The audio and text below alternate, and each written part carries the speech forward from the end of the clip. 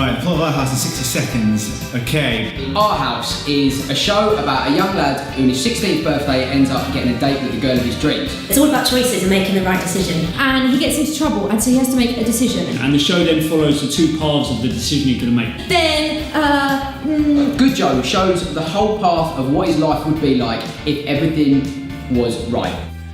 I completely lost it. He meets a proper wombat along the way called Reese. Reese's gonna try and do everything he can along the way to try and make Joe go down that bad road. I'm so scared.